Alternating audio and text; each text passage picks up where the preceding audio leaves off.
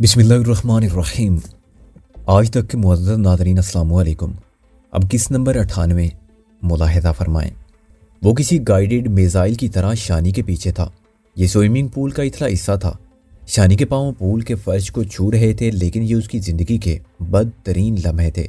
किसी भी वक्त कुछ भी हो सकता था। फिर शानी ने यके बाद दीगरे 3 खौफनाक धमाके सुने। इसे लगा कि 2 मरतबा रीछ के जिस्म को शदीद झटका लगा है। चंद सेकंड बाद निस्बतन करीब से एक और धमाका हुआ। शानी ने धमाके के साथ ही अपनी बाईं जानिब से एक शोला भी लपकते देखा। रीछ पलटकर पानी में गिरा। एक बार फिर जोरदार छपाका हुआ। शानी को पूल के नीलगांव पानी में एकदम सुर्खी तैरती हुई नजर आई। यकीनन ये रीछ का ही खून था। चिल्लाने की आवाज़ें चारों तरफ से बदसूर बुलंद हो रही थी। कुछ अफराद पानी में कूदे। उन्होंने शानी को संभाला और सहारा देकर बाहर निकाल दिया। चंद अफराद इस मुकामी सेठ को भी सहारा दे रहे थे, जो खूनी जानवर के धक्के से पानी में गिरा था। फिर शानी को अपने सामने चौधरी बशीर दिखाई दिया। उसके हाथ में राइफल थी। गालबन उसका सारा नशा अब हिरन हो चुका था। वो आंखें फाड़ फाड़ कर शानी को देखने लगा। एक अंग्रेज औरत तेजी से आगे बढ़ी और उसने अपनी गर्म शाल शानी के कंधों पर डाल दी। तुम्हें कोई जख्म तो नहीं आया? किसी औरत ने शानी से पूछा। नहीं, शानी ने जवाब दिया। एक दूसरी औरत ने आगे बढ़कर शानी को अपने साथ लगा दिया और सिसकियां लेने लगी। चंद फुट के फासले पर कोराम मचा हुआ था। जिस औरत की शारक पर रीछ ने पंजा मारा था, वो आखिरी सांसें ले रही थी। चंद अफराद ने उसे हाथों में उठाया और गाड़ियों की तरफ चले गए। औरत को बचाने की रस्मी कोशिश की जा रही थी। जिस बच्चे को शानी ने बचाया था वो गोरा चिट्टा सफ़ेद फाम था। उसके बाल सुनहरी माइल थे। गर्दन पर चंद खराशों के सिवा उसे कोई जख्म नहीं आया था। अब उसी औरत अंग्रेज की गोद में था जिसने ज़रा देर पहले शानी को गले से लगाकर सिसकियां ली थी। अब वो बच्चे समेत एक बार फिर शानी के गले से लग गई और उसका भीगा हुआ सर चूमने लगी। उसने इंग्लिश में कहा, तुमने मुझ पर बहुत बड़ा एहसान किया है, मैं इसे कभी नहीं भूल सकूंगी। मैं ज़रा वॉशरूम तक गई थी, बाहर आकर देखा तो क़यामत मची हुई थी। वो औरत कौन थी जिसके पास बच्चा था? एक मेहमान ने उर्दू में पूछा। वो इसकी आया थी, चौधरी बशीर ने भारी आवाज़ में कहा। पता नहीं बचती भी है या नहीं, एक और शख्स ने खदशा जाहिर किया। चौधरी बशीर अभी तक हैरत ज़दा नज़रों से शानी को देखता चला जा रहा था, जैसे समझ ना पा रहा हो कि शानी यहाँ कैसे और क्यों कर पहुंची। दूर दूर तक बिखर जाने वाले मेहमान अब सिमट कर जाए वारदात की तरफ आ रहे थे। कुछ लोग तालाब के पास मर जाने वाले रीछ के गिर्द जमा थे। उसका बहुत बड़ा स्याह जिस्म पानी में डोलता खौफनाक लग रहा था। कोठी की हाथ में हर तरफ उल्टी हुई कुर्सियां बिखरी हुई थी। जूतियां दीगर सामान दिखाई दे रहा था। मेरा ख्याल है बेटी को अंदर ले जाओ, सारी भीग गई है बेचारी। एक बड़ी उम्र के शख्स ने शानी के बारे में मशवरा दिया। चौधरी बशीर और दीगर अफराद शानी को लेकर कमरों की तरफ गए। रास्ते में शानी ने सफ़ेद फाम बच्चे को उठाया और कई बार उसका मुंह चूमा। ऐसा करते हुए शानी की आंखों से आंसू छलकने लगे थे। ये हैं कौन? मेहमानों में से किसी की आवाज़ शानी के कानों से टकराई। मेरी अजीज़ा हैं, चौधरी बशीर ने जवाब दिया। थोड़ी देर बाद शानी चौधरी बशीर के साथ एक कमरे में मौजूद थी। अंग्रेज़ औरत की गर्म शाल अभी तक शानी के कंधों पर थी। चौधरी बशीर ने एक मुलाजमा को शानी के पास छोड़ा और गैस हीटर लगवा दिया। शानी से बोला, तुम चाहो तो कपड़े वगैरह बदल सकती हो, मैं बाहर का हंगामा निपटा कर अभी थोड़ी देर में आता हूँ। शानी ने इस बात में सरी लाया। वो बाहर चला गया। मुलाजमा शानी के करीब खामोश खड़ी थी। शानी ने सर उठाकर देखा तो चौंक गई। ये जोरा थी, लाहौर वाली कोठी की वही 9 उम्र मुलाजमा जो अक्सर हेड नौकरानी जालां के जबरो तशद्दुद का शिकार रहती थी। कोठी में कई मरतबा जोरा को जालां की ज़बरदस्त मारपीट का सामना करना पड़ा था और फिर एक मरतबा चौधरी बशीर ने भी उसे मारा था। वजह यह थी कि वो मोबाइल सेट चौधरी की नज़र में आ गया था, जिस पर शानी रुस्तम से राब्ता करती थी। चौधरी को शक गुजरा कि शायद इस मोबाइल का ताल्लुक जोरा से है। एक लख्ते में शानी को सब कुछ याद आ गया। जोरा ने हैरानी से कहा, चुतरानी जी, आप फिर यहाँ आ गई हैं? आप क्यों आई हैं यहाँ? बस जोरा, आना पड़ा है। अगर वक्त मिला तो तुम्हें तफसील बताऊंगी। अभी तो मुझे ये बताओ कि ये खूनी जानवर यहाँ कोठी में किस तरह पहुंचा था। जोरा ने बुरा सा मुंह बनाया। चौधरानी जी, आपको पता ही है कि इन कोठियों और हवेलियों में मालिक लोग क्या क्या तमाशे करते हैं। यहाँ भी आज कुछ उल्टे सीधे तमाशे हो रहे थे। पता नहीं कि आपने देखा है या नहीं, अभी बाहर रियाते में अंग्रेज लड़कियों की कुश्ती हो रही थी। वो आधी से ज्यादा नंगी थी, उनको देख कर भी शर्म आती थी। उसके बाद रीछ और कुत्तों की लड़ाई होनी थी। इस लड़ाई पर बड़ी बड़ी शर्तें लगी हुई थी। आपने बाहर देखा ही होगा, कुछ अंग्रेज लोग भी तमाशा देखने के लिए आए हुए हैं। ये चौधरी जी के यार बेली हैं, कुवैत में इनके साथ रहे थे। बात अब शानी की समझ में आ रही थी। रीछ और कुत्तों की लड़ाई दई इलाकों में एक खास तफरीह है। इस नामाकूल खेल को देखने के लिए लोग सैकड़ों की तादाद में खुले मैदानों में जमा होते हैं और शोर शराबा करते हैं। आज ये लड़ाई इस वसी और इस कोठी की आते में होने वाली थी, लेकिन ये रीछ खुल कैसे गया? शानी ने पूछा। ये एक नहीं है जी, 2 रीछ है। बहुत से लड़ाके कुत्ते भी पिछवाड़े में बंधे हुए हैं। दरअसल चौधरी जी के कारिंदों अरशद हुसैन वगैरह ने रीछों को जरा तेज करने के लिए इन्हें शराब पिलाई है। इस रीछ ने शायद कुछ ज्यादा ही पी ली थी। रस्सी तुड़ाकर भाग निकला और बावर्ची खाने के खुले दरवाजे से अंदर घुस आया। यहाँ काफी तोड़ फोड़ की है जी इसने। कई दरवाजे और शीशे बर्बाद हुए हैं। शादी के लिए बहुत सी रंगदार बत्तियां चौधरी जी लाहौर से लेकर आए थे, वो भी किरची किरची हो गई। शानी चौंक गई। उसने पूछा, किसकी शादी हो रही है यहाँ? जोरा ने घबरा कर दाएं बाएं देखा, फिर सरगोशी में बोली, आपको नहीं पता जी? शानी ने भी मैं सारी लाया। जोरा 2-3 सेकंड खामोश रही, फिर कहने लगी, मेरी जान पहले ही बड़ी मुसीबत में आई रहती है जी। आप किसी को ये ना बताना कि मैंने कुछ कहा है। जोरा, तुम्हें मेरा पता ही है, शानी ने उसे तसल्ली दी। वो बोली, चौधरानी जी, चौधरी साहब ब्याह कर रहे हैं। यहाँ मुल्तान की एक कुड़ी है, सुने कि उम्र की भी ज्यादा नहीं है, लेकिन है सोनी। अगले हफ्ते चौधरी जी इसी कोठी से उस कुड़ी की जंज लेकर जाएंगे। तुम्हें पक्का पता है? शानी ने पूछा। जोरा ने एक बार फिर पूरे जोरों शोर से तस्दीक की। शानी ने जोरा से पूछा, मुन्ना कहाँ है? वो भी यहाँ है जी, ऊपर वाली मंजिल पर सो रहा है। आजकल फिरदौस उसकी आया बनी हुई है। मुन्ने का जिक्र सुनकर शानी का दिल धड़क उठा। इसका जी चाह के उठे और दरवाजों की दीवारों से हवा की तरह गुजरती हुई मुन्ने तक पहुंच जाए, लेकिन वो ये भी जानती थी कि सोच को अमली जामा पहनाना मुमकिन नहीं है। शानी ने जोरा से मुन्ने के बारे में मजीद बातें पूछी। इसी दौरान में बाहर से रोने पीटने की आवाजें आने लगी। जोरा सूरत हाल जानने के लिए बाहर गई। वो वापस आई तो उसका चेहरा धुआं था। उसने बताया कि जख्मी होने वाली औरत चल बसी है। उसकी गर्दन शराबी रीछ के पंजे से बुरी तरह जख्मी हुई थी और हॉस्पिटल पहुंचने तक उसके जिस्म का बहुत सा खून बह चुका था। इतने में भारी कदमों की चाप सुनाई थी। शानी इस चाप को बड़ी अच्छी तरह पहचानती थी। चौधरी बशीर आ रहा था अपनी तमाम तर चौधराहट और रोब और दबदबे के साथ। उसके आती जोर अपनी ओढ़नी दुरुस्त करती हुई बाहर निकल गई। चौधरी ने दरवाजा बीट दिया और शानी के सामने सोफे पर बैठ गया। लगता था कि वो अच्छी तरह मुंह हाथ धोकर आया है। उसकी आंखें अभी तक सुर्ख थी, लेकिन अंदाजा होता था कि नशा उतर चुका है। वो बोला, मेरे दिमाग में कई सवाल उठ रहे हैं, लेकिन सबसे पहले तो मैं तुम्हारा शुक्रिया अदा करना चाहता हूँ कि तुमने बर वक्त हिम्मत की और कोशिश करके स्टीफन के बच्चे को मौत के मुंह से बचाया। बच्चे की वालदा तुम्हारी बेहद शुक्रगुजार है और तुमसे दोबारा मिलना चाहती हैं। मैंने कुछ नहीं किया चौधरी साहब, जो कुछ हुआ अल्लाह की तरफ से हुआ। मैं तो सिर्फ वसीला बनी हूँ। मैं तुम्हें यहाँ देखकर बहुत ज़्यादा हैरान हुआ हूँ। अभी तक मेरी समझ में कुछ नहीं आ रहा कि तुम यहाँ कैसे और क्यों आई हो। शानी ने कहा, मैंने कुछ देर पहले आपके लिए चिट भिजवाई थी, पता नहीं कि आपको मिली है या नहीं। कैसी चिट थी? मैंने आपसे आपके घर में आने की इजाज़त मांगी थी। चौधरी ने ज़रा चौंक कर अपनी गर्म वास्कट की जेबें टटोली। चिट निकल आई। चौधरी ने चिट पढ़ी। ये अंदाजा हुआ कि वो पहली बार चिट देख रहा है। एक लंबी सांस लेकर उसने चिट दोबारा जेब में रख ली। उसकी नज़र बेसाख्ता शानी की तरफ गई। शानी के जिस्म पर नम लिबास था और उसकी नुस्वानियत को नुमाया कर रहा था। चौधरी की पाटदार आवाज़ शानी के कानों में गूंजी, 2 दिन पहले लाहौर में जब तुम्हारा फ़ोन आया तो मैंने हरगिज़ नहीं सोचा था कि इतनी जल्दी तुमसे मुलाकात भी हो जाएगी। बस आपसे 1-2 बातें करना थी, इसलिए ये मुलाकात ज़रूरी थी। मैं जानता हूँ तुम क्या कहना चाहती हो। तुम मुन्ने से मिलना चाहती हो, लेकिन तुम मेरी मजबूरियाँ समझने की कोशिश बिल्कुल नहीं कर रही हो। मुन्ने से मिलने और उसे अपनाने का एक वक्त था। तुम खो चुकी हो और उसके साथ साथ मैं भी काफ़ी कुछ खो चुका हूँ। अब मैं बड़ी मुश्किलों के बाद मुन्ने को संभालने में कामयाब हुआ हूँ। मैं उसकी बेहतरी के लिए बहुत कुछ सोच रहा हूँ और बहुत कुछ सोच भी चुका हूँ। चंद दिन में 1-2 बड़ी तब्दीलियाँ आने वाली हैं। मैं अपनी ज़िंदगी को बड़ी मुश्किल से नई शेप देने की कोशिश कर रहा हूँ। अब मैं इस बात की इजाज़त किसी को हरगिज़ नहीं दूंगा कि वो मुझे या मेरे बच्चे को फिर से डिस्टर्ब करे। शानी चलने में तवक्कुफ़ किया और बोली, आप जिन 1-2 तब्दीलियों की बात कर रहे हैं उनके बारे में मैं भी थोड़ा बहुत जानती हूँ। आप शादी कर रहे हैं? बशीर चंद सेकंड तक शानी का चेहरा तकता रहा, फिर ठहरे हुए लहजे में बोला, हाँ मैं कर रहा हूँ शादी। तुम्हारी दगाबाजी के बाद मैं इस तरह टूट फूट गया था कि ज़िंदगी की शक्ल ही पहचानी नहीं जाती थी, लेकिन अब उम्मीद पैदा हो रही है कि शायद जीने का कोई रास्ता निकल आए। दगाबाजी का लफ्ज़ सीधा शानी के दिल पर लगा, लेकिन वो इस लफ्ज़ की वजाहत तलब करके चौधरी बशीर से किसी लंबी बहस का आगाज़ नहीं करना चाहती थी। वो किस तरह इसे दगाबाज कह रहा था, इसके और शानी के दरमियान मुन्ने के सिवा कोई राब्ता नहीं था, कोई नाता नहीं था। अगर चौधरी बशीर के दिल में कुछ था तो वो यकतरफा था।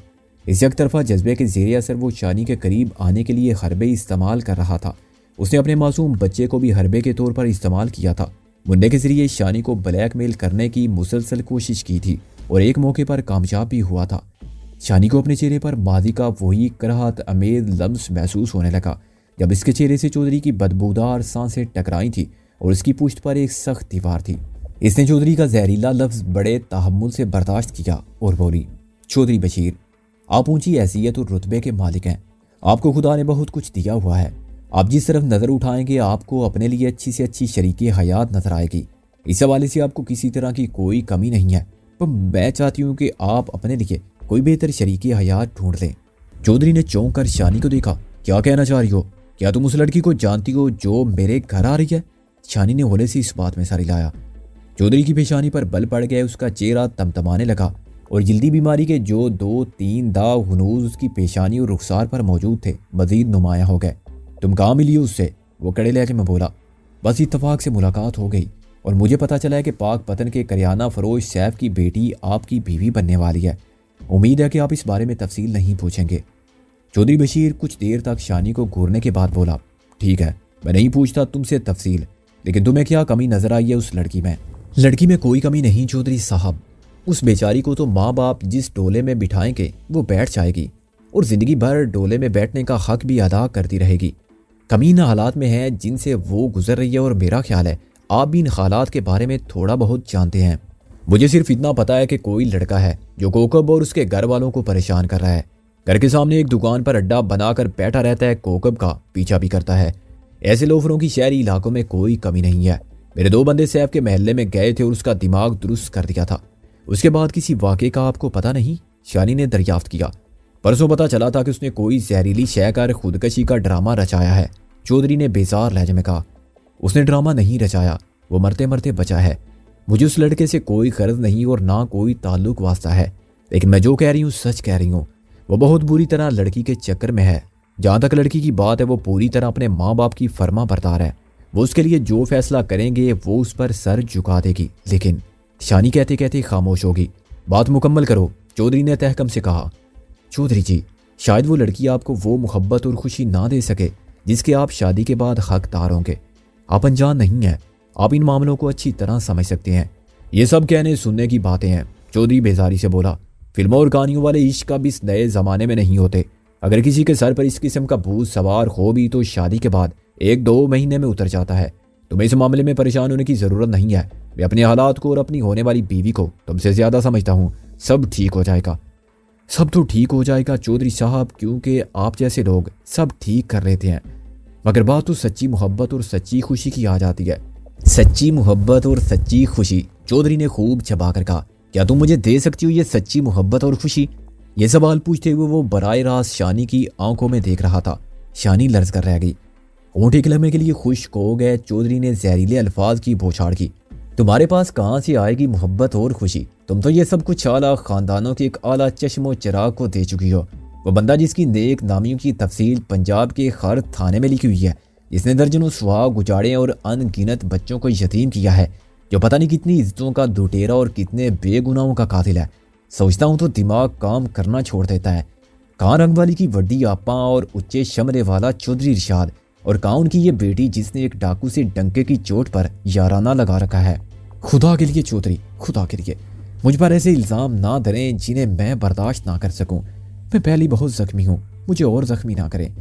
शानी बाकायदा आंसुओं से रोने लगी। मोटे मोटे आंसू उसके हाथों और झोली में गिरे। चौधरी खामोशी से उसे देखता रहा। उसके चेहरे पर रहम की कोई रमक नमूदार नहीं हुई। कुछ देर बाद शानी ने कहा, मैं यहाँ सिर्फ इसलिए आई हूँ कि आपको इस शादी से रोक सकूं। आप ये शादी ना करें, यही आपके लिए अच्छा होगा। आपके लिए बेहतरीन रिश्तों की कोई कमी नहीं होगी। कोई और ढूंढ लें अपने लिए जो दिलो जान से आपकी शरीके हयात बन सके। मैं ये बात पूरे खुलूस से कह रही हूँ। चौधरी उसे गहरी नजरों से देख रहा था। तुमने अभी तक मुझे ये नहीं बताया कि तुम कैसे कोकब और उसके घर वालों से मिली हो। कहाँ जोहराबाद और कहाँ मुल्तान शहर। तुम यहाँ पहुंची कैसे हो? मैंने आपसे सबसे पहले यही दरख्वास्त की थी कि आप मुझसे इस बारे में नहीं पूछेंगे, क्योंकि इससे आपको कुछ भी हासिल नहीं होगा। लेकिन वो सारी बातें मैं आपको बता सकती हूँ जिनको आपको कुछ हासिल होगा। क्या मतलब? शानी ने उल्टे हाथ से अपने आंसू पूंछते हुए कहा, क्या आपको पता है कि जिस लड़के ने कोकब के लिए खुदकशी की है वो कौन है? नहीं, मुझे ठीक से नहीं पता, वो सिगरेट सुलगाते हुए बोला। आपको पता होता तो शायद आप इस मामले की संगीनी को ज्यादा अच्छी तरह महसूस कर सकते, शानी ने कहा। फिर जरा तवक्कुफ से बोली, वो लड़का रिश्ते में आपका कजन है, म्याना के ताऊ हुशाम का बेटा। ताऊ हुशाम का? चौधरी ने बेहद हैरत से कहा। ऐने के पीछे उसकी आंखें मामूल से ज्यादा बड़ी नजर आने लगी। वो कुछ देर तक गैर यकीनी नजरों से शानी को देखता रहा, फिर कहने लगा, लेकिन ताऊ शाम के तो कई बेटे हैं, तुम किसकी बात कर रही हो? सबसे छोटे राजू की। चौधरी का भारी भरकम चेहरा हैरत की तस्वीर नजर आने लगा। शानी ने चौधरी को इस बारे में थोड़ी सी तफसील बताई। वो तवज्जो से सुनता रहा, ताम उसके चेहरे की सख्ती में किसी तरह की कमी वाक़ई नहीं हुई। शानी ने आखिर में चौधरी को यह भी बता दिया कि कोकब अब भी शदीद ज़हनी दबाव का शिकार है। कल भी वो अपने वालिद के जरा ऊंचा बोलने की वजह से चकरा कर गिर गई और बेहोश हो गई थी। क्या पता वो चौधरी के घर जाकर भी ऐसे ही हालात का शिकार रहे या हालात इससे भी अबतर हो जाएं। चौधरी ने सब कुछ सुनने के बाद एक गहरी सांस ली। शादी की सारी तैयारियां हो चुकी हैं। यह मामला अब इतना आगे बढ़ चुका है कि वापसी मुमकिन नहीं है। बहरहाल तुमने जो एक दो बातें बताई हैं वो भी काबिल गौर हैं। इस मामले पर सोच विचार करने के बाद ही कुछ कह सकता हूँ। शानी के दिल में उम्मीद की किरण जागी। उसने कहा, आप बहुत ठंडे दिल से सोचें, हर पहलू पर गौर कर लें। इसके अलावा आप राजू के बारे में भी पूरी तरह तस्दीक कर लें। मैंने आपको कुछ गलत नहीं बताया। कुछ देर बाद शानी उठ खड़ी हुई। उसने चौधरी की तरफ एक कार्ड बढ़ाते हुए कहा, मैं यहाँ होटल फारान में ठहरी हुई हूँ। आपने अगर कुछ मजीद पूछना हो तो यहाँ फ़ोन करके मुझसे पूछ लें। फिर आप जो फैसला करेंगे उसके बारे में मुझे बता दीजिएगा। चौधरी बशीर ने कार्ड ले लिया और पथरीले तासरात के साथ शानी को देखता रहा। शानी दबीज कालीन पर पाँव धरती दरवाजे की तरफ बढ़ी। उसके कंधों पर अभी तक उस सफ़ेद फार्म की शाल थी। इसे ये शाल लौटानी थी और अपनी चादर वापस लेनी थी। वसी कमरे के दरवाजे की तरफ जाते हुए शानी महसूस कर रही थी कि चौधरी की पुरतपश निगाहें इसका ताकुब कर रही हैं। इसके बदन की हर जुम्बश का जायजा ले रही हैं। वो अपने आप में सिमट गई। इसका दिल चाहा कि ये 7-8 कदम का फासला जल्दी से तय हो जाए और वो चौधरी की निगाहों की जद से बाहर निकल जाए। अभी वो दरवाजे से 2-3 कदम दूर थी कि चौधरी की आवाज़ इसके कानों में पड़ी, मुन्ने से मिलना चाहती हो? शानी बेसाख्ता पलटी और उम्मीद भरी नज़रों से चौधरी की तरफ देखने लगी। इसका सीना धक धक करने लगा। चौधरी उठा और धीमे कदमों से चलता शानी के पास आ गया। उसकी पुरतफ्श निगाहों ने सर से पांव तक शानी का जायजा लिया। उसने बड़ी बेबाकी से शानी का नम कंधा थामा और बोला, तुम ये शादी रुकवाने के लिए यहाँ आई हो? मुझे अभी ठीक से मालूम नहीं कि तुम ऐसा क्यों चाहती हो। बहरहाल तुम्हारे कहने पर मैं ये शादी रोक सकता हूँ। तुम मुन्ने से भी मिल सकती हो। इसके अलावा भी तुम्हारी जो शर्तें होंगी मुझे कबूल होंगी, लेकिन इस सब के बदले में मेरी भी एक शर्त है। आखिरी अल्फाज कहते कहते चौधरी का लहजा बिल्कुल ड्रामाई हो गया। शानी उसको देख रही थी। घनी मूंछों के नीचे उसने अपने मोटे होंठों को हरकत दी। मैं सब कुछ भूलकर अब भी तुमसे शादी करना चाहता हूँ। अगर तुम हाँ कह दो तो मैं सैफुल्लाह और कोकब वाले मामले को फुल स्टॉप लगा दूंगा। शानी हैरान निगाहों से चौधरी की तरफ देखती चली गई। एक लम्हे में जैसे इसकी रगों से सारा खून किसी ने निचोड़ लिया हो। इसकी समझ में कुछ नहीं आया कि वो चौधरी को क्या जवाब दे। इसके लब बस थर्रा कर रह गए। इससे पहले कि वो चौधरी के करख्त चेहरे से निगाह हटाकर वापस मुड़ जाती, चौधरी ने बुलंद आवाज में फिरदौस को पुकारा और कहा, मुन्ने को यहाँ लेकर आओ। शानी जैसे पथरा गई। इसे लगा कि कदम जमीन में गड़ गए हैं। वो आगे जा सकती है ना पीछे। चंद सेकंड बाद बालाई मंजिल पर कदमों की मदम चाप सुनाई दी। फिर शानी को लंबी तिरंगी फिरदौस सीढ़ियों पर दिखाई दी। वही नौकरानी जिसका सर एक मरतबा शानी ने लहू लुहान कर दिया था। शानी के सामने वही था जो इसके सपनों में आता था, जो कभी मंजिर, कभी आवाज और कभी लम्स बनकर इसके इर्द गिर्द मौजूद रहता था। शानी तड़प गई। और वो तो था ही बच्चा। वो चिल्लाया। फिरदौस से हाथ छुड़ाकर तेजी से शानी की तरफ आया। शानी भी सब कुछ भूल गई। वो घुटनों के बल बैठी और मुन्ना उससे लिपट गया। वो इसे यूं चिमटा जैसे इसके जिस्म का ही हिस्सा हो। शानी उसे बेतहाशा चूमने लगी। चौधरी ने इशारा किया और फिरदौस इन तीनों को कमरे में तनहा छोड़कर बाहर चली गई। शानी मुन्ने से पैबूस थी, लेकिन महसूस कर रही थी कि चौधरी इन दोनों को गहरी नजरों से देख रहा है। मुन्ना इसे जुदा होने का नाम नहीं ले रहा था। शानी उसे अपने साथ लिपटाए हुए सोफे पर आ बैठी। वो उसके बालों में उंगलियां चलाने लगी। एक बार फिर उसका मुंह सर चूमने लगी। ताती, तुम कहाँ तली गई थी? मैं तुमको ढूंढता रहा हूँ। मैं भले दिनों तक लोता रहा, लेकिन तुम मुझे तुप कलाने के लिए नहीं आई। तुम क्यों तली जाती हो ताती? वो बड़े मासूम लहजे में इसे झुंझोड़ते हुए बोला। पर मैं बीमार हो गई थी बेटा, हॉस्पिटल में थी। शानी ने उसे बहलाया। मुन्ने ने जरा पीछे हटकर ध्यान से शानी का चेहरा देखा। अपने छोटे छोटे हाथों से उसके रुखसार सहलाए। अब तो तुम बीमार नहीं हो ना? अब तो तुम कहीं नहीं जाओगी? मुन्ने ने पूछा। अच्छा बेटा, नहीं जाऊंगी, वो उसे सीने से लगाते हुए बोली। मुन्ने ने चौधरी से मुखातिब होते हुए कहा, अब्बू जी, मैंने नई अम्मी नहीं लेनी, मैं ताती के साथ ही रहूंगा। आप साले दरवाजे बंद कर दें, ताती अब कहीं नहीं जाएगी। चौधरी ने कहा, बेटा तुम्हारी चाची दरवाजे बंद करने से नहीं रोकेगी। इसके दिल में एक चोर दरवाजा है, वो बंद हो गया तो फिर शायद रुक जाए, वरना हम दोनों को हमेशा ही इसकी राह देखना पड़ेगी। नहीं, मैं तुम्हें नहीं दाने दूंगा। मुन्ने ने एक बार फिर बेताब होकर शानी के गले में बाहें डाल दी और इसे भींच दिया। शानी ने बहुत कोशिश की लेकिन वो खुद को मुन्ने से जुदा ना कर सकी। आखिर उसने रूहान से लहजे में कहा, क्या मैं मुन्ने को 1-2 दिन के लिए अपने साथ ले जा सकती हूँ? वो बेरहमी से बोला, तुम 1 दिन की बात करती हो, मैं चाहता हूँ तुम हर वक्त इसके साथ रहो। उसका जुमला मानी खेज था। मैं फिलहाल 1 दिन की बात कर रही हूँ। वो सर झुकाए वो बोली, ठीक है ले जाओ, लेकिन जो बात मैंने कही है इस पर गौर जरूर करना। इससे पहले कि शानी बाहर निकलती दरवाजे पर दस्तक हुई। चंद सेकंड बाद वही अंग्रेज औरत अंदर दाखिल हुई जिसके बच्चे को शानी ने बचाया था। उसकी आंखें अब भी सुर्ख नजर आ रही थी। ये वही औरत थी। उसने एक बार फिर शुक्रगुजारी के अंदाज में शानी के दोनों हाथ थाम लिए। उसने बशीर की तरफ डुबडुबाई आंखों से देखा और बोली, अगर आपकी इजाजत हो तो मैं जरा देर बिस के साथ बात कर लूं? जरूर, चौधरी बशीर ने खुश अखलाकी से जवाब दिया। आप निशिस्तगाह में आराम से बातचीत कर लें। उस औरत ने इंग्लिश में चौधरी का शुक्रिया अदा किया और शानी के साथ निशिस्तगाह की तरफ आ गई। मुन्ना बदसूर शानी की बाहों में था। निशिस्तगाह में जाने के लिए दोनों बरामदे में पहुंची तो याते में बदसूर अफरा तफरी के आसार नजर आए। तालाब के किनारे कई अफराद मुर्दा रीछ की लाश के गिर्द जमा थे। ज्यादातर मेहमान वापस जा चुके थे लेकिन कुछ अभी तक यहाँ वहाँ टोलियों की सूरत में खड़े हुए थे। दोनों पहलवान औरतें बरामदे में एक जानिब लोहे की कुर्सियों पर बैठी हुई थी। अब वो पूरे लिबास में थी। शानी की बस एक निगाह उन पर पड़ी। ना जाने क्यों वो शानी को खज्जल सी नजर आई। शायद उन्हें इस बात का एहसास था कि एक आम सी दुबली पतली लड़की ने उनसे ज्यादा दलेरी और जिस्मानी कुव्वत का मुजाहरा किया है। याते में बिखरी हुई कुर्सियों को इकट्ठा किया जा रहा था। शानी और वो औरत निशिस्तगाह में आ बैठी। या उस औरत का अंग्रेज शोहर भी मौजूद था। ये चौड़े शानों वाला एक दराज कद शख्स था। उसकी आंखें हल्की नीली थी। उम्र करीबन 30-32 साल होगी। उसने भी आंखों में आंसू भरकर शानी का शुक्रिया अदा किया। इस वक्त रीछ ने डेवी नामी बच्चे और उसकी मुकामी आया पर हमला किया। ये शख्स चौधरी बशीर के साथ कोठी के अंदर था। बाद में शोर शराबा सुनकर ये लोग बाहर निकले। रीछ पर एक गोली चौधरी बशीर और दूसरी इसी स्टीफन नामी शख्स ने एक गार्ड से राइफल लेकर चलाई थी। वो तीनों कुछ देर तक इस जान का हादसे पर तबसरा करते रहे। स्टीफन ने भी तस्दीक की कि रीछ के रखवालों ने उसे ज्यादा मस्ती में लाने के लिए शराब पिलाई थी। ये एक संगीन मामला था और अब चौधरी बशीर के एहलकार कोशिश कर रहे थे कि इस मामले को किसी तरह दबाया जा सके। उस औरत ने बड़े जज्बाती लहजे में शानी से कहा, मैं अब तुम्हारी ये चादर देने वाली नहीं हूँ और ना ही अपनी चादर तुमसे वापस लूंगी। ये हमारे पास एक दूसरे की निशानी रहेगी। वो बहुत जज्बाती नजर आ रही थी। शानी के पूछने पर उसने बताया, मैं और स्टीफन इंग्लैंड से आए हैं। चौधरी बशीर से हमारी दोस्ती उस वक्त की है जब ये कुवैत में रहते थे। ये हमें बहुत दफ़ा पाकिस्तान आने का कह चुके थे।